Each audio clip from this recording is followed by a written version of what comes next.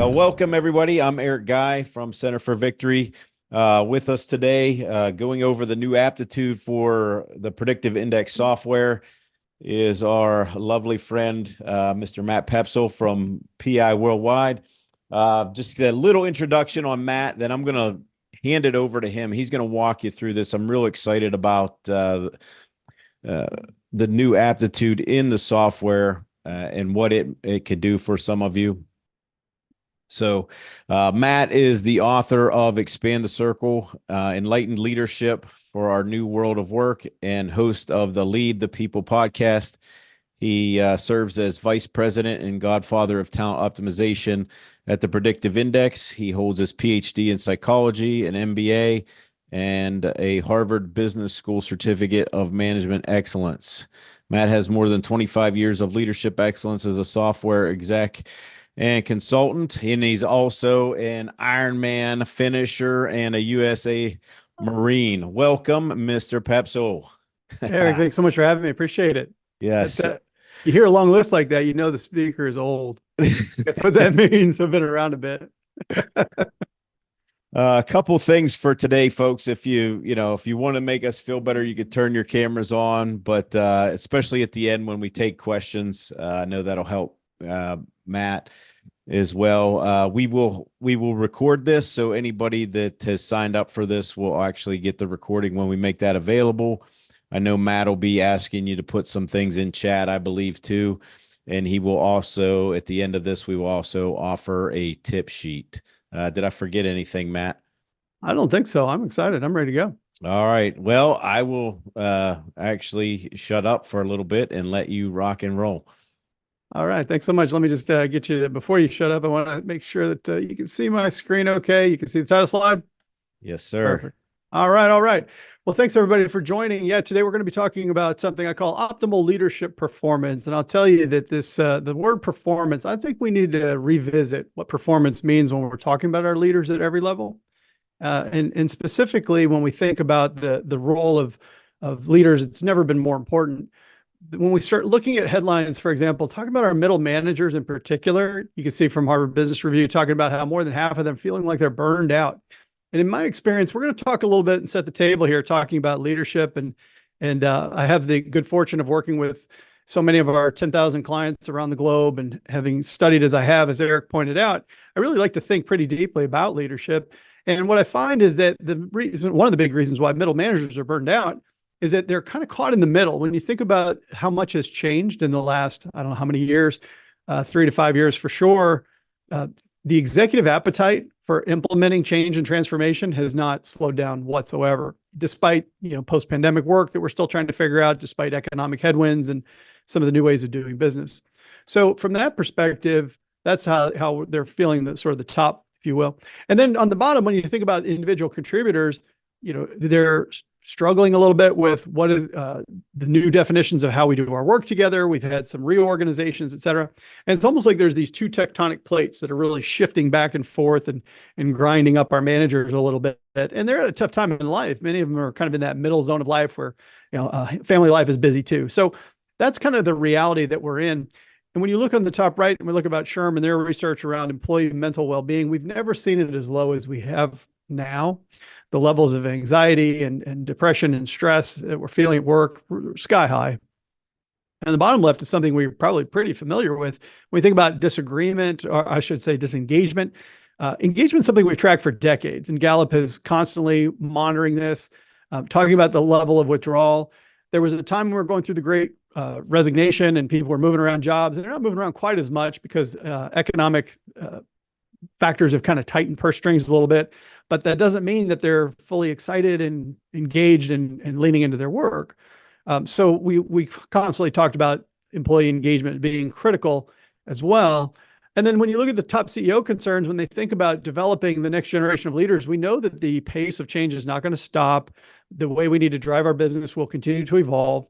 And leaders feel that there's a real capacity gap there. And I think that when we start looking at what helps us navigate these very real concerns that are coming from the workforce, the answer quite simply is leadership. Leadership is so essential. But as I mentioned at the top, I think we really need to revisit what we define as leadership.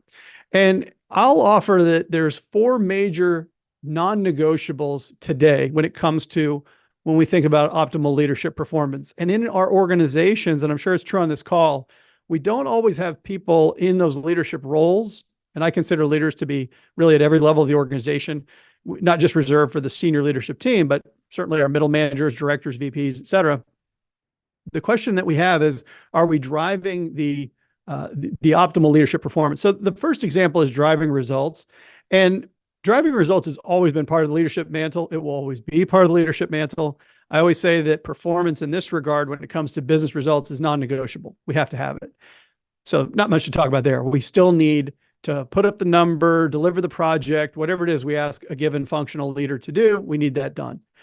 But the second one around engage others, I mentioned, it's been around for decades. We've talked about employee engagement. We know that it has a huge impact on not even just retention, obviously, but also in terms of team cohesion and even performance. These things are interrelated. So probably not much new to talk about there either, in the fact that I will say that if you drive results as a business leader, but you don't do it in a way that engages others, we cannot accept that as the definition of high leadership performance anymore. I think that's been pretty clear. Although we may continue to still reward some people who put up results, but burn through other people on their way to doing it. So those two things I would say are not part of the new story. That third one, though, encouraging well-being, that is new. That is new. We didn't start to see the level of discourse around well-being in the workplace until certainly during and after the pandemic. But also as Gen Z continues to enter the workforce, there's this major emphasis on how do I want work to fit into my life, not for my life to fit into the periphery of what happens when I'm not at work. And I think there's a lot of reasons for this. The point I'm making here is that although it is new, it also is a part of a holistic definition of leadership performance now, because we're finding that in today's climate, for example, employees may not walk off the job. They may not quit, for example, but they may call out sick. We're seeing absentee rates really go up. And in certain industries, that can be devastating. That can be devastating because you're counting on a person to be at an assigned place of doing their work at a given time because they're a linchpin to other things that need to be done. And so if they're not feeling the level of well-being that they need and they're calling out, that's a big problem. Again, these things are interrelated. So we'll talk about that a little bit. And then the fourth one, when we talk about growing future leaders, the future is uncertain, period. Nobody could have predicted what happened over the last 5 years. Nobody can tell me with certainty what's going to happen over the next 5. And for that reason, we have to have leadership capacity, as it's known, in our organizations if we're going to successfully navigate. So even if you do the first 3 today as a leader, but you're not growing the leaders who are coming up behind you, to me, that's still an incomplete definition of leadership performance. So taken into their bits here, these 4 things all are interrelated, but to me, they represent a much more holistic definition than we've ever had about what we need to demand and expect from our leaders. And that brings us to my interest in getting your take on this. If you got a magic phone, you might point it at that QR code, and on your phone, you can go straight to my poll here. I want to get your take on this question. Why do managers struggle to do these things? Why do they struggle to lead effectively? And in fact, I'm going to go ahead and come back to let me see if I can put this in the chat. I'm going to enter, there you go, link right there in the chat. You can just click on that if you prefer to do it on your web browser. It'll take you right to the poll. And if you wanted to go to menti.com, MENTI.com, enter that code, that'll get you there as well. So my question again on the table is, why do managers struggle to demonstrate leadership? Why do they struggle to lead effectively? And so I'm going to go ahead and switch my screens here for a second. All right, I'm going to go back, share one more time. Beep, boop, beep.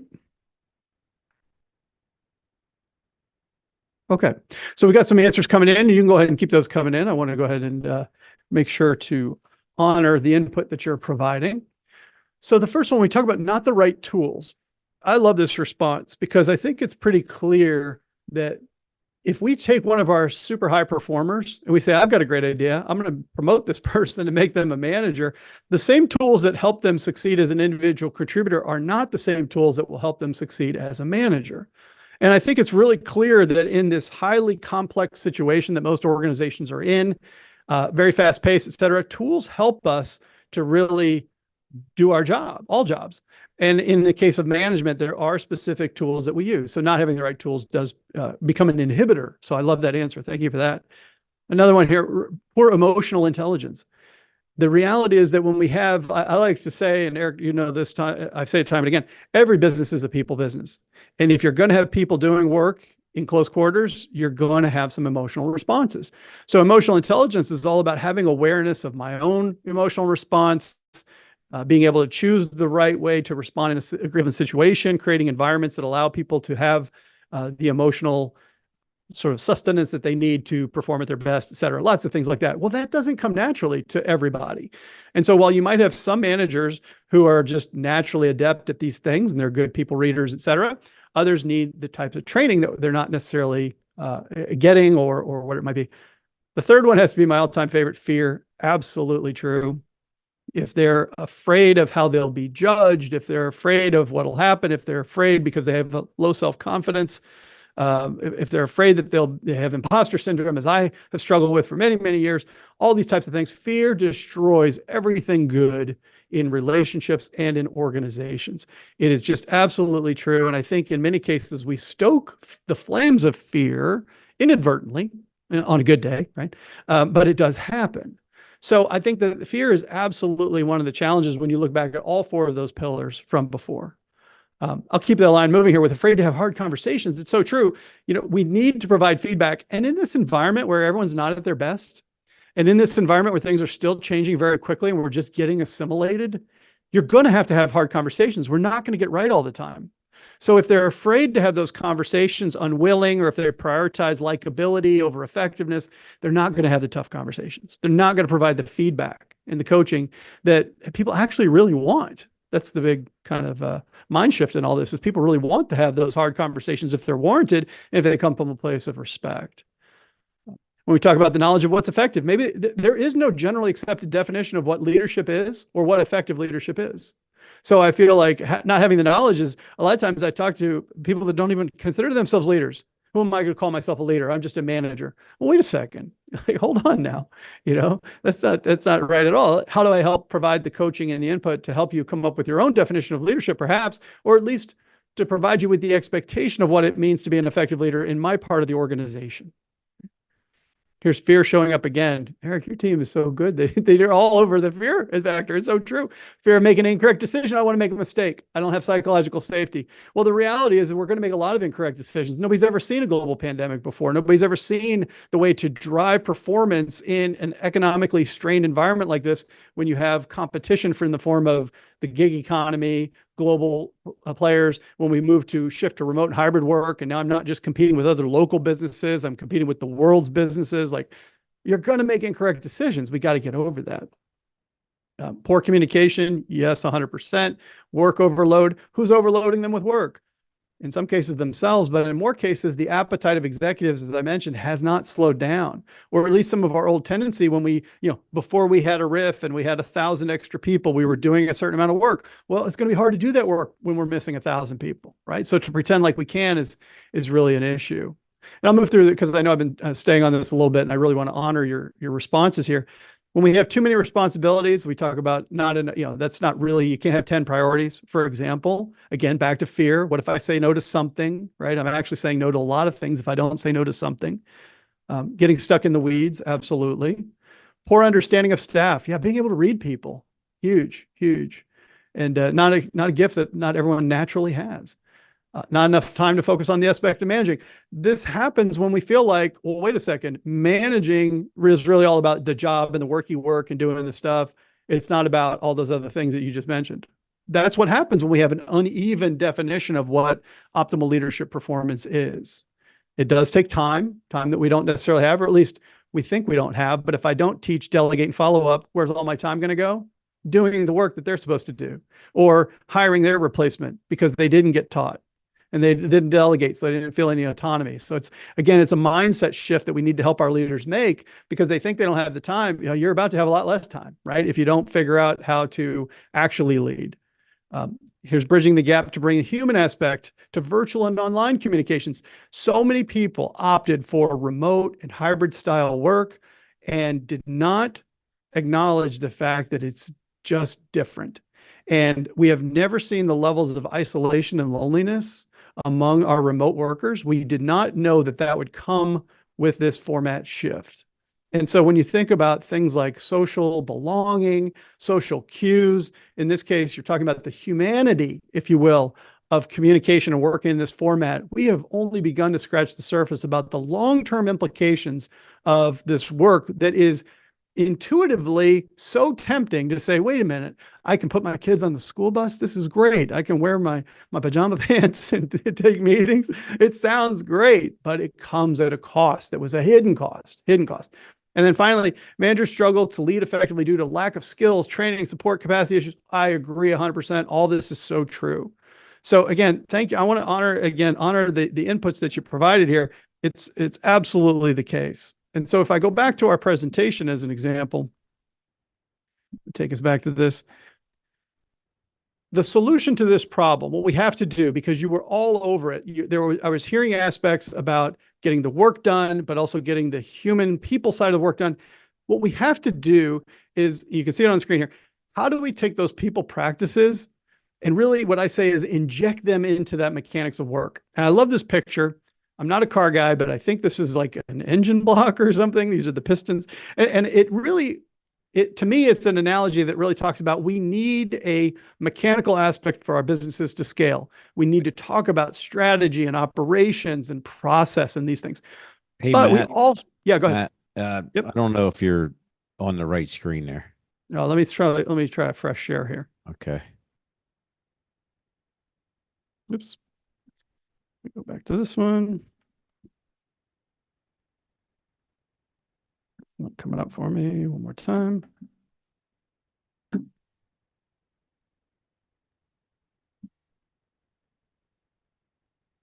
I got outsmarted by Zoom. How about now? There you Better? go. Okay. Thank you. So this will be much more clear now that you have the actual image.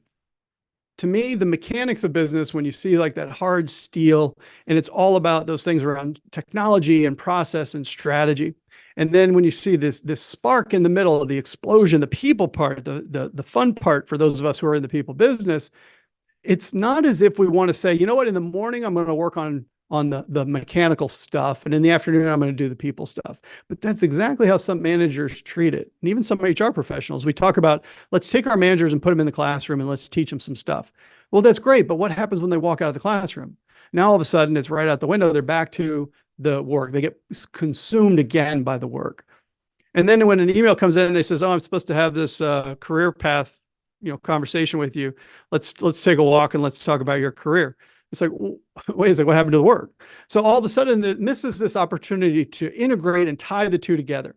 If we can inject these people matters into the mechanics of the work, both can get better, both can reinforce one another. So that's the real thing that we identified as a gap, to be honest with you, in the predictive index portfolio, is we had and still have tremendous amounts of insights into people practices, but a lot of times what we were finding is that HR champions like yourselves would be giving the people insights to folks, managers, and they would say, oh, this is really interesting. It's fascinating, actually. And what would happen? PDF right in their desk drawer. And you're like, wait a second, this is what's affecting your work. All those things you're complaining about, all the, hey, can I talk to you for a minute in your office? Like, oh, this is all here in this. The insights are right here, but they weren't making the connection. And so the point is, how do we help them not leave the flow of their day-to-day work, but still take advantage of all the people stuff that in your Menti poll you pointed out didn't come naturally to them. The emotional intelligence, the knowing how different people are wired, the communication, those things are not something they just naturally knew how to do. And so all that as a backdrop, I want to talk to you a little bit about PI Perform. And this is, as Eric mentioned, the newest module that PI has released. And I want to show you an approach, a take on how we can do that. Now, a quick disclaimer. I don't know your businesses the way Eric does. And so there's a whole bunch of us on the call at once. So I can't do what I would prefer to do, which is to give you a personalized demonstration of this product, this capability. But with that as a disclaimer, I do want to give you some basic foundation, some basic elements about how it works, and show you how that ties to some of the points that you had made in Menti. And at the same time, Eric mentioned that you are experienced PI people. So he said, we got to get the good stuff. We got to go next level here. So I promise we're going to do that. We're going to go beyond the basics. And I'm going to do that as well. Okay. So with that as the backdrop, though, I want to show you Perform. So what we're looking at on the screen here is my actual live instance of the Perform module. So PI, as you know, comes up with great tools, and we use our own tools. So this is my actual Perform instance. Now, I'll orient you here by asking you to take a look on the right-hand side. You see my schedule today. So here I am talking with Eric. I got a couple of one-on-ones coming up this afternoon. The reason that Perform knows that is because there's an integration with Google Calendar, which is what we happen to use at PI. There's also Teams. It could have been a Microsoft Calendar as well. Doesn't matter. The point is that the system knows and is going to help me as a manager have better one-on-ones because it knows when I have one-on-ones. So that's an important point. In the middle, you can see these are my action items. These are work things that I do. These are things that I have due dates. I can put in comments. I can put in links. These are assigned specifically to me. In this case, maybe I've assigned them to myself or someone has assigned them to me. It's a productivity tool in that way. And on the left-hand side, you can see there are people who are actual PI people in the organization who are I do my work with. And so I want to show you an example of what's known as a workspace. And I'll use my friend Alexa here. So Alexa and I have worked together for a long time. And as we approach our work that we do together, something interesting you can tell already. This is a workspace privately for her and me. So this is a one-on-one workspace. And if you look at the very top of the screen, as PI professionals, you notice something. You notice that I am a persuader and that Alexa is a scholar. Now, those are two very different types of people, as you know, and as Alexa would certainly tell you, based on having worked with me for a while. And the point is that if I was not well trained in PI, if I had been to a workshop a long time ago, or maybe even not at all, then this is a good, helpful reminder that, oh, that's right.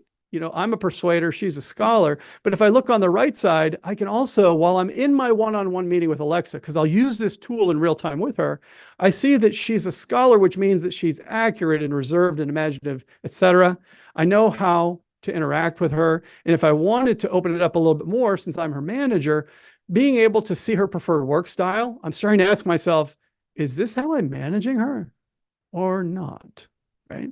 I see her strengths. She's absolutely data-driven, strong discipline and execution. This is Alexa to a T. But I also see potential caution areas, can be anxious to avoid disagreements. And I'm asking myself as her manager, is this showing up in her work? Am I seeing evidence of this? Is this a coaching moment? When you talk to your managers, they'll say, I know I want to provide coaching to my team members, but I don't know how.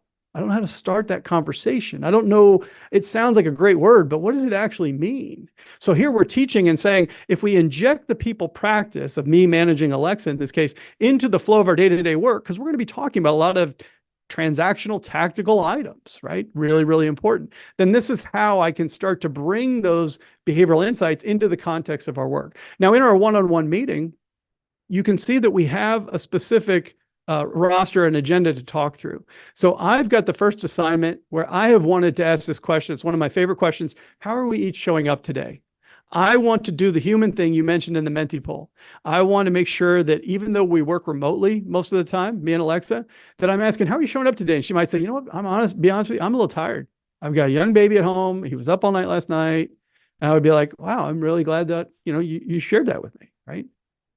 And so the point being that the agenda here is being built and reminded for me so that think about how your managers tend to have one-on-ones. It shows up on their calendar and they're like, oh gosh, is it time for that right now? I totally forgot. And now all of a sudden, that's not going to happen here because here we've got our agenda built for you. What you don't see is that yesterday, an email went to Alexa and to me saying, hey, prepare for your one-on-one tomorrow. Is there anything you specifically want to talk about with Matt or with Alexa respectively? And so as a scholar, can you imagine the difference of a meeting, a one-on-one with me as a persuader, where I say, I have an idea. I have nothing written down. Let's just talk about stuff. Isn't that great? And she's like, no, that's absolutely not great. But instead, the email allowed her to say, hey, I almost said a bad word, Eric. She would never call me a bad word. She'd say, hey, Chuckwagon, like, how are you progressing on this thing that you owe me? Right? I'm so glad that I had the chance to put that in last night when it was good for me to do that, right? Is what she's thinking. And that I know that you're going to talk about it, not just run away with a train of thought of what you want to talk about as a persuader. loving as you are.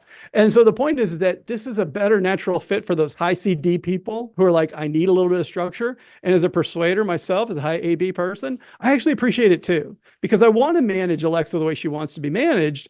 I don't want to, just totally railroad her. But at the same time, if I let my day get away from her, that's exactly what's going to happen. Happens all the time. So again, I'm not worried about the people on the call, your PI champions. I'm worried about your people. I'm worried about your middle managers, your executives. The one-on-one meeting is sacred. It's such an opportunity for us to inject the people bit and make people feel human and attached to one another and to work. And I think it is just poorly run in many, many situations. So we have to do a better job of that. Now, in the case of, let's say we're having our live meeting with Alexa here, when we move on to other items, for example, like I'll go to our next topic, this is helping us walk through the agenda you see on the left, right in line. And when it says, how are you progressing on the future work series? I say, oh, I had 3 interviews yesterday. She may actually just add a note and say, Matt had 3 interviews yesterday. We're having a running document of our records and our conversation. Or I say, I need to call, Bob. I want to talk to him next week. She might put an action item saying, call Bob next week and assign it to me and give me a due date. So the point is that as we're having conversations, the mechanic, the tool itself, the productivity tool is right there alongside of us to help us have more effective one-on-one meetings. Right? And so this is an important way of us to say, we can have our previous notes. Imagine the one-on-one difference between me as a normal persuader, train of thought, like, woo, we're out the window, saying, oh, is it time for that meeting already?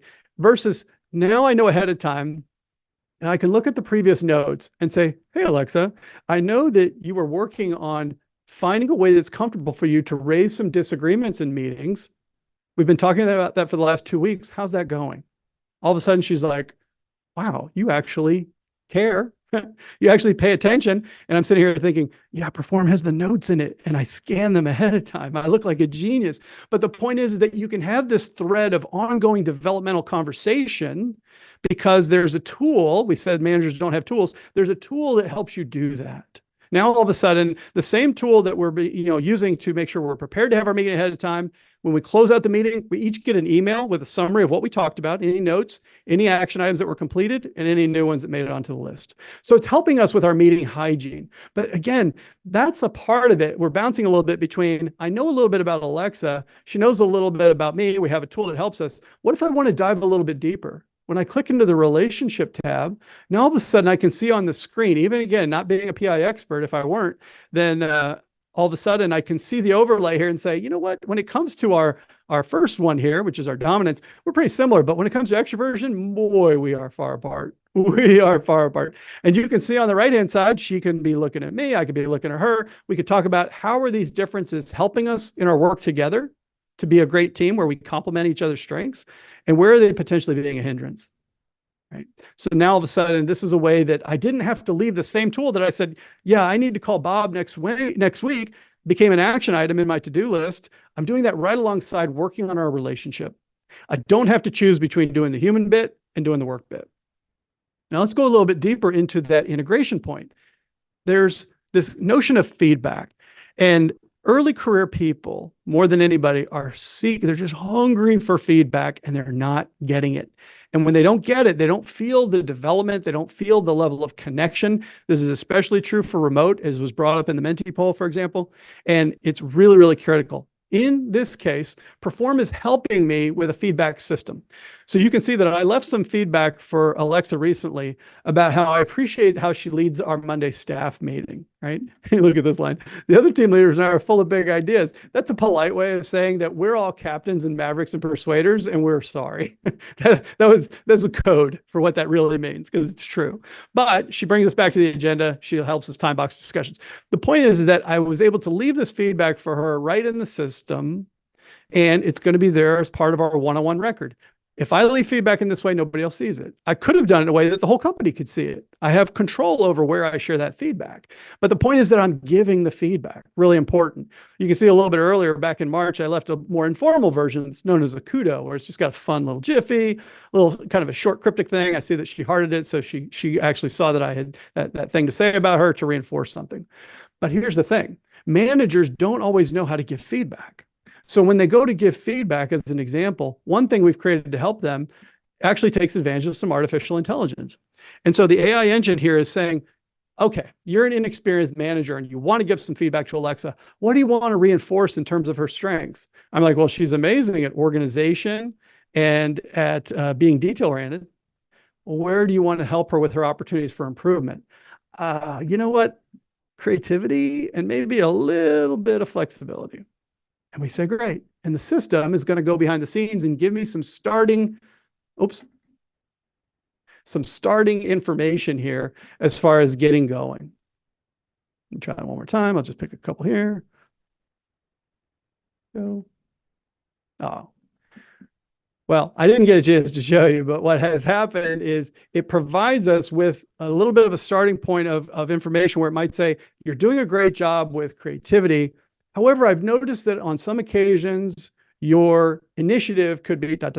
And the manager says, you know what, that's a great way to have framed that. And I can add some details. I can talk about specific meetings, et cetera, where that was the case.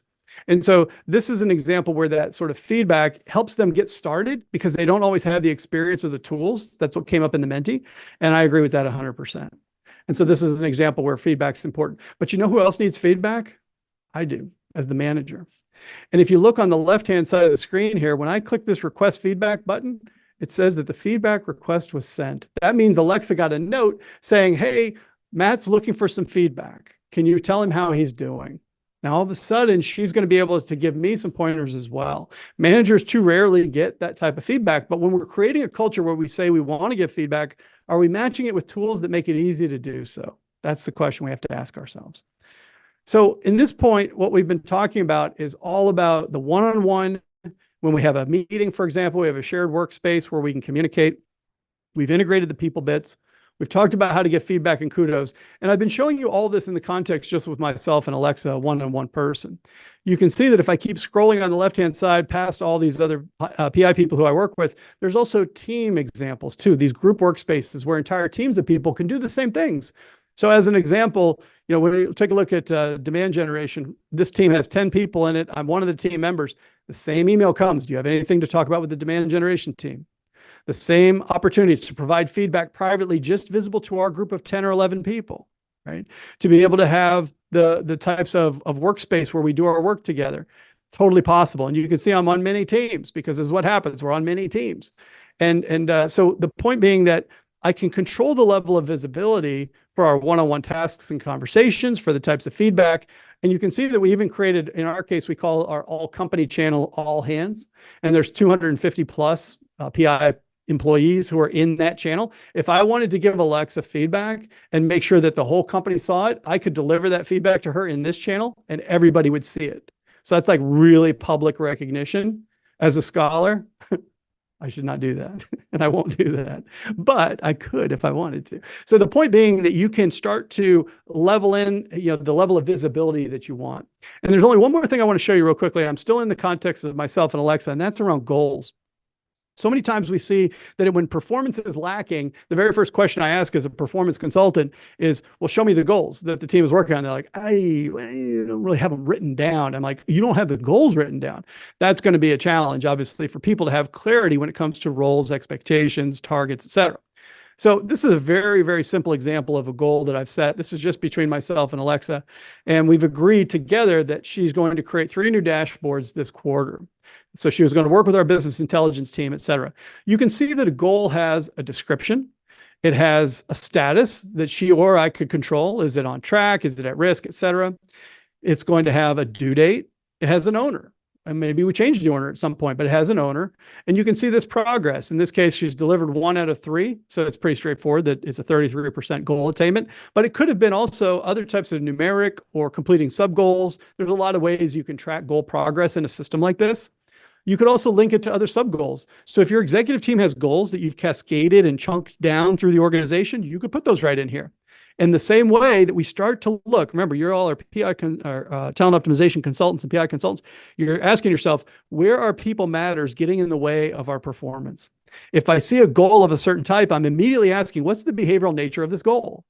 It's like, oh, it's to call on 10 new prospects and I've given it to a guardian. You're like, well, I think I found your problem, right? So basically, this is the types of connections that you're going to make. Now, the same running notes, you can have action items tied to the goal. It's a great system for keeping all of our hygiene together.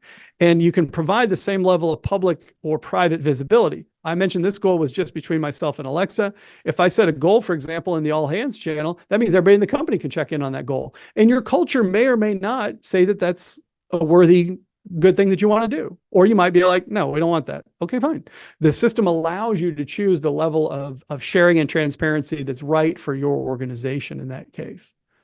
So we've talked again, just to orient us, we've talked a lot about the workspace where the work gets done, how there's a where you get the note ahead of time. Do you have something you want to talk about in the meeting? There's the running notes. Then there's the post of the email that goes back out. All these types of things. We talked about how to view our relationship because we can't do the people work separately from the existing work, these sorts of things. Now, what I'll show you is that when we come back to the slides, for example, everything that I showed you was in the context of a Google Chrome browser, because that's my browser of choice. But we never want the managers to have to leave the context that they're doing the work in order to do the people stuff too. So what you're seeing here is there's an add-on, if you will, to Zoom, where all the same functions of assigning to-do lists and capturing notes and entering topic items, viewing people details is all possible without ever leaving Zoom or Microsoft Teams or Google Meetings or whatever it is that you use. Because, and I say that because there are many, many integrations that we've created to be able to inject the people practices and the PI and the human practices into the flow of the day-to-day work. So you might, for example, see Asana. That's a great project management tool in a lot of companies. Well, we can start to create tasks in Asana from Perform. So there's this relationship between the two. Or, for example, when you look at HubSpot or Salesforce, if you have sales and marketing teams, maybe they want to use and do deal coaching specific to the types of behavioral traits within PI. That's something they can do. And whether we're talking about Slack, you could take those recommendations, those recognition, the feedback, and pump that directly into a specific Slack channel. There's lots and lots of ways that we can sort of use the flow of work as it's being done in your productivity tools and really embed PI in it. Because again, the challenge that you want to avoid is that we gave the managers the tools. The PDFs had the answers to the quiz, but the problem is they didn't refer back to them because they got busy doing the day-to-day work.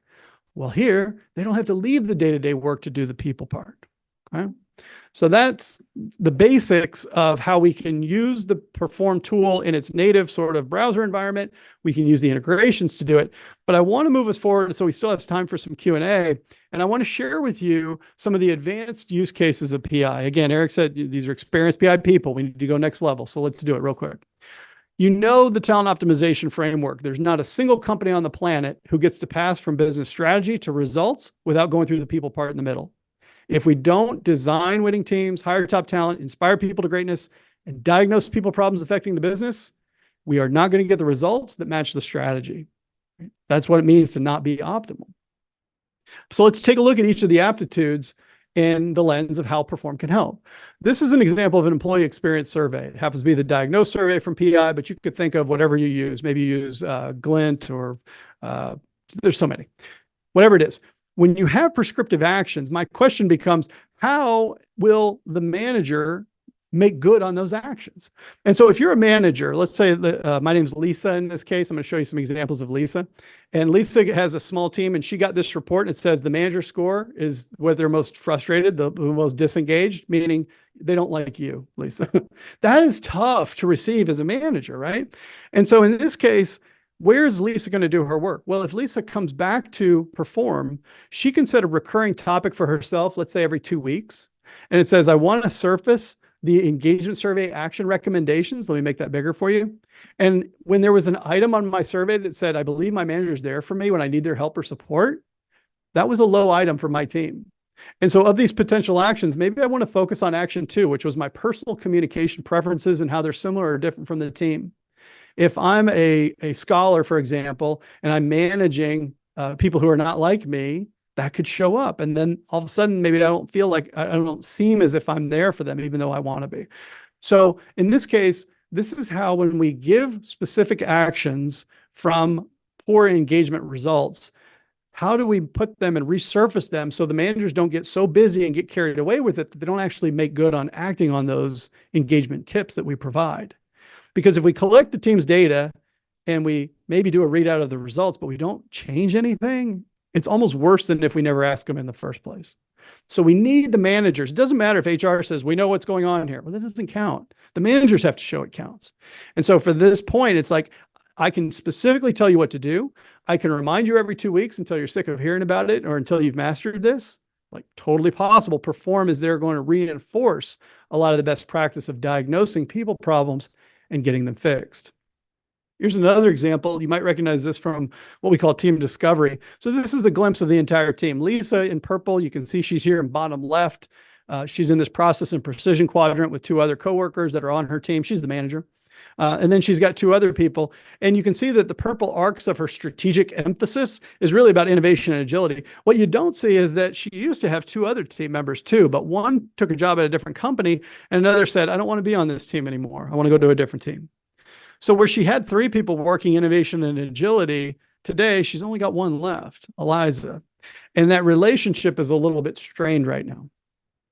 So we need to take action. And Inspire helps us do that. When it comes to inspiring people to take action, for example, here we've got the management strategy guide.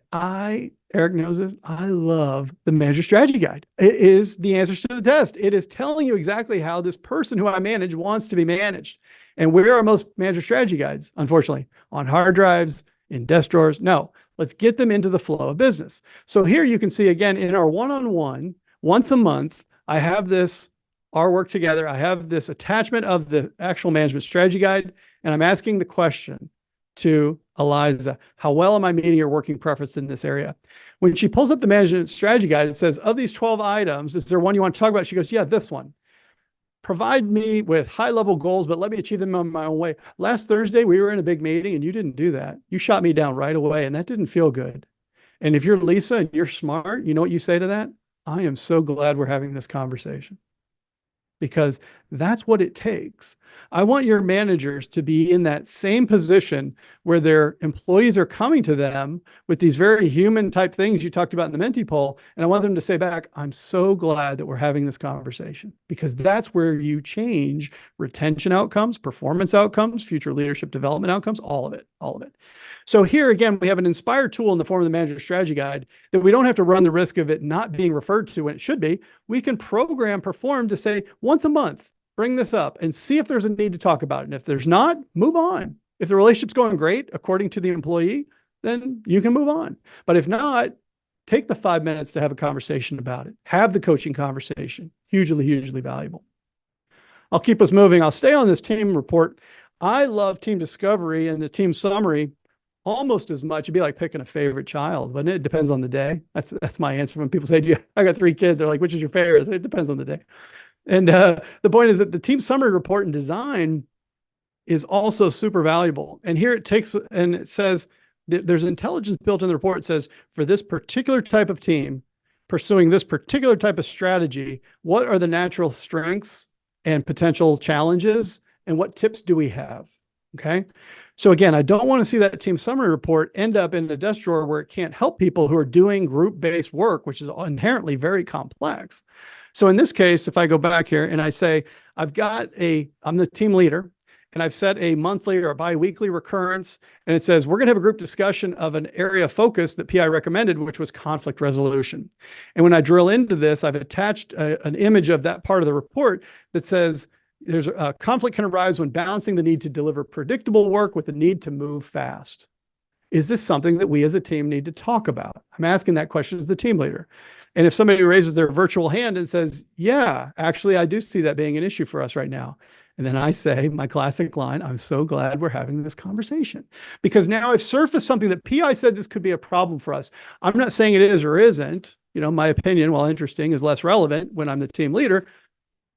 Do we need to have this conversation? And if I create enough psychological safety that they say, no, I don't think so. I think we're doing pretty good here. It was a problem, but we're past that. I'm like, great, let's move on. Let's move on to the next order of business. Right? I can always ignore it, but what I can't do is overlook it completely. And the last one I'll give is this one, which is a new hire situation where we've got Will, who's a brand new hire. And I love, for example, the personal development chart. So in the first 90 days, Imagine the difference for a brand new hire who the only time I met them was during the interview process a little bit. I made the hiring decision on them, but I don't know them all that well. The personal development chart comes through and I look at the self-coaching tips, and the third item says, come to situations and meetings prepared to contribute. And I've put this in as a recurring item in Perform. And as Will's manager, I say, Will, I have a question for you. Do you have any situations or meetings coming up in the next 10 days or so where you need to be prepared to contribute? And if so, do you feel prepared? And Will says, you know what? Actually, I do have a meeting next Thursday with the quality assurance team, and I don't feel 100% prepared. Could you tell me a little bit more about what their goals are and what they do here at this company? And I say, Will, I'm so glad we're having this conversation. Right? Darn, there it was again. And the point is that the tool is a great tool, but if it doesn't get used, then it wasn't a great tool. Right? It missed its opportunity. So now being able to wire that in to your onboarding, Will is going to say, I feel seen and heard. That's like the new lingo, but it's true. We want to feel human at work, and being able to say this person understands me, they're helping me to be at my best. That is a very human connection that balances out our intense interest in doing work stuff all the time with injecting the people practices into it. Okay. So I want to ask you to do this for me.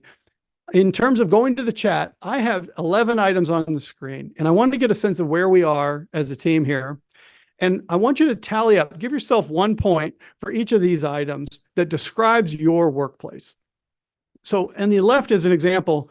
Do you have some percentage of remote and hybrid workers? If so, that would be a point. Do you have some Gen Z workers? That'd be a second point. So I'd be two out of 2 so far. Is the work you do collaborative? Are you going through change like digital transformation or some other transformation or even M&A activity? Do you have a low level of leadership experience among your workers? If all 5 are true, so far I'm on 5 out of 5. What about in terms of missing gaps in talent optimization? Are we missing targets? Do we have some red or yellow lights in the dashboards that we wish were green in some part of the business? Do you see friction and drama? Do you see low engagement scores if you do that type of engagement scoring? Do you see your undesirable turnover, the kind where you're like, oh man, really? Is that too high? Or the absenteeism I talked about earlier. And the last one for you in particular on this call is, do you find that managers struggle to use PI daily? They're like, yeah, the information you gave me was great, but like I'm super busy and I just didn't think to use it again, right? So if you go to the chat for me, just out of 11, what score would describe best, your organization? I'll shut up for a second so you can count in your head.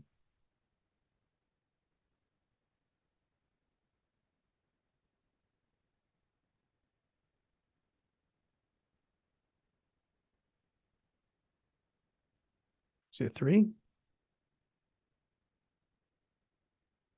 Yep, 5. Thank you. It's interesting that there can be differences depending on the industry we're in, our company's evolutionary stage. Lots of things can create differences in these scores. Yep, got 7. Yep. Mm-hmm. 6, 5. I had somebody said 12. I said 12. There's only 11 on the screen. They said, "Oh, we're dealing with stuff you haven't even talked about yet." It happens. Cool. Well, I'll give you another minute to go ahead and keep those in. Thanks for that. Thanks for sharing that. It gives me a good flavor about where we're coming from. And, any one of these can be devastating, but I love the idea of being able to understand, like, the risk here is that if the more of these that are true in our organizations, the more we need that redefined optimal leadership approach. Because if we only hit the first one, deliver results, but we don't drive engagement, we don't meet workers' well-being, we don't grow future leaders, that's where it becomes a problem. So that's where I hope this list kind of helps you think about and be like, yeah, you know what, we are seeing some of those things.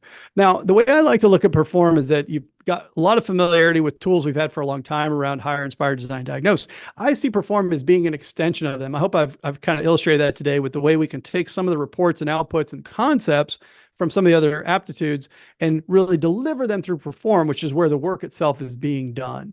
So that's the way I like to think about it. And last thing I'll share before we move to some Q&A here is this idea of a tip sheet.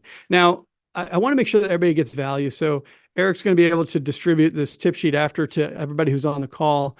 And my advice to you is that if you're not investing super heavily in leadership development, take the PDF and send it to your managers for sure, because it has tips in there about what good looks like when it comes to things that we've been talking about today around one-on-one meetings, team meetings, how to get feedback, how to set goals, and other types of of best practices, if you will, about making sure we're meeting all those needs. So we want you to have that. It'll be in the follow-up materials along with the recording. Take it, forward it, make sure that you get in the hands of managers who need to be doing these things for themselves and their careers, for your business outcomes, and obviously for the well-being and the future growth of the people that we put in their charge. Okay, so I'm gonna go ahead and actually stop sharing my screen, Eric, but I'll hand it over to you to help us, just give us some of your thoughts and help us navigate the Q&A. That'll be great. Sure, absolutely.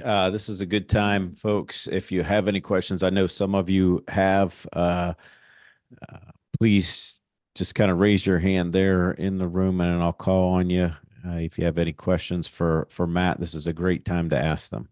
Yeah, and I'm happy to field questions about what we're seeing broadly when it comes to the leadership topics that we talked about at the top, or perform specifically. Obviously, happy to address that as well, but it's all on the table. I'm an open book, Eric. Come on, I'm an open book here. This is your chance, gang. I know some of you have already asked me about this, so yeah, don't be shy. I'll be brave and ask the first question. There we go. Thank you, Erica. Matt, I'm just curious, what levers do you see great leaders have really needed to lean into with the huge change in the last few years to more remote work? Yeah, you're exactly right. And I love that question so much, Erica, because it has changed, hasn't it? First of all, two things. One is remote work definitely changed it. But I think the fact that what we've been through and what we're continuing to go through, and I don't mean even just the pandemic, I mean the rise of social media, when you think about generational differences, all of it, it's all different. I mean, now I order a pizza and I watch the little blue dot as it's making its way to my house, and then I hide in the basement, so you just leave it on the front step. Like, that didn't used to happen, right? Everything has changed. But the question that you have about levers is huge, especially as it pertains to remote work. There's three things that I find that are absolutely essential in this new world of work of ours. And I call them being, belonging, something bigger than myself, right? The three B's. And the being part is, how am I able to really be my most authentic self? If I know somebody has a sense of humor and it's not showing up in group meetings, they may be struggling with the remote context to find a way to use their humor. They feel like they're holding back. I have to help them navigate that. What about belonging? You used to be able to walk through the halls. I happen to be in the office today. Walk through the halls, bump into somebody. Hey, how was your weekend? Now I got to schedule a Zoom. Like, you have to find ways of creating that sort of attachment. So either regular scheduled time, maybe time with your team when you're like, this is not meeting time, but we're all going to just have communion. We're all just going to show up and do our work quietly together at the same time. There's different techniques we could try, but feeling belonging that way. And the last one is something bigger than myself. When you're remote, you are on an island. If I take one of your remote workers and I say, how has your manager explicitly helped you see how your day-to-day contribution is affecting the company's mission and goals, and they can't tell me, that manager hasn't done their job. And it's that much more. You used to be able to get away with it when people would come to an office that had your logo on the building and it felt like, we're all part of something. You kind of got away with it a little bit. Those days are gone. Your logo is not on my house where I do my work.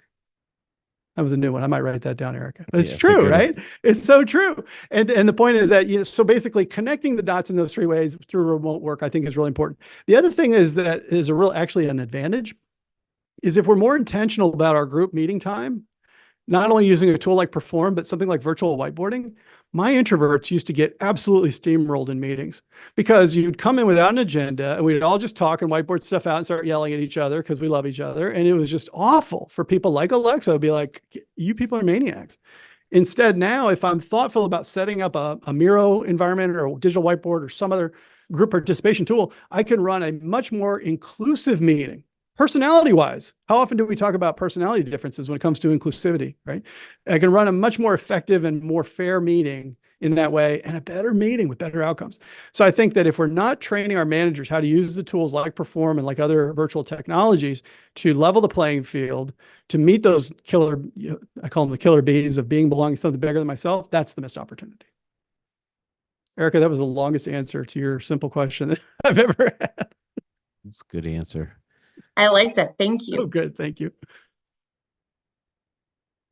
Anybody else have a question on how to even incorporate Perform? Yeah, because it's fairly new as well. And you mentioned the word incorporate. So a lot of times one of the questions I get is, where do we start? I always recommend starting small. Like if you have a 300 person company, I don't recommend necessarily starting with all 300, but I think finding one of your more progressive managers, somebody who might have a higher score on that out of 11, maybe they've got more remote workers or more collaborative work, or maybe they're missing targets, et cetera. And saying, let's find a willing manager so we can build some momentum here. What you'll find is as soon as a team starts having meetings and they're like, this is great, and they start using it, eventually they're going to have cross-functional meetings. And pretty soon they're gonna be like, what is this thing? And you're like, oh yeah, we use this all the time. It's totally changed the way we communicate. We're a lot less Slack, a lot less email. We're just like having better meetings. They're like, can we use that for our meetings too? And eventually it'll start doing some of the heavy lifting for you. And to be fair, the original PI system is not that way. It doesn't have the same sort of helping everybody use it. So you come in as PI champions, you're like, I want to make sure that you're using PI in all the rooms and all the Zooms, but you can't be in all the rooms and the Zooms, but Perform can. And so all of a sudden, it's like an extension of you, where you're like, remember when I told you that you're a persuader managing a scholar and don't be a jerk about it? Like now all of a sudden, it's almost like you've become scalable, right? So, but again, starting off with that little bit of, let's pick the first 50 people, for example, and say, let's make sure we use it in this one group that seems to be into it. It'll naturally start to deploy itself. And now all of a sudden, people will be approaching you about PI. I had a question about the PI stuff that I saw in Perform. You're like, I used to have to beg you to care about PI stuff. And now you're coming to me because you want the expert stuff. This is amazing, right? It's pretty cool. Anyone else as we're starting to round out the hour here?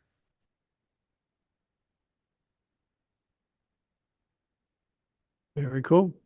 All right. Well, Matt, thank you so much for doing this. I appreciate Absolutely. it. As I said, folks, thanks for participating. We'll get you the tip sheet as well. And then once this video is uploaded and edited by our team, you will we'll send you all out a link so you could see it again and share it and go over it, because there was a lot of good information there.